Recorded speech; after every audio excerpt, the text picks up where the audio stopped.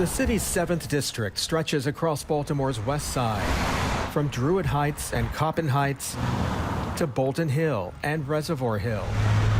There are 42,000 people living here, represented by one city councilman, James Torrence. I'm very clear that we have to operate constitutionally and that people have property rights. Torrence is wrapping up his first term as city councilman. In the past 4 years, he sponsored 105 different ordinances. 64 of them were enacted.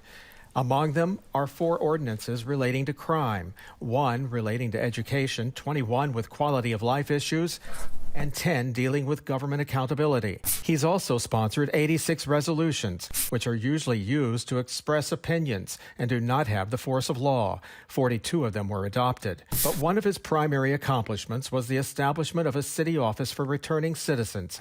The office coordinates housing and other services for recently released inmates. At a news conference last year, Torrence explained why the issue was a personal one. My mother's mistake was one thing that cost her 5 years away from me and my sister. But when she re-entered, she only had access to being a hairstylist. Torrence, who formerly worked in city government, has recently watched as the city's inspector general outlined deplorable working conditions at the Department of Public Works. That was followed by the death of a DPW employee while on the job. How did that fly under the radar? The issues have been there. It's just we have a human capital issue. We also have a supply chain issue in terms of addressing it.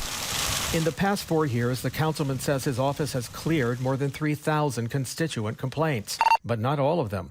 After a crime spree in Penn North this summer, this woman insists she called and got nowhere. I email my city council member and I'm being forwarded to somebody who's forwarding me to another person, and I'm being bounced around in the city's clog.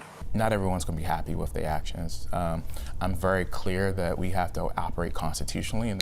Torrence is also clear on his opposition to a ballot question in November aimed at reducing the size of the city council from 14 member districts to 8. The Charter Review Commission made a recommendation of 12. I think that is more than likely the right size. We have to be intentional to make sure that we don't lower the representation or the power of the voice of Black people in West Baltimore or any portion of Baltimore. Torrence credits the city's group violence reduction strategy for helping reduce homicides in his district and says he meets monthly with the city's top brass to discuss crime strategies. After 4 years, he's learning the realities of city government. There's reality, and then there's also addressing things where we can do so in a positive manner. In the 7th District, Jeff Abel, Fox 45 News.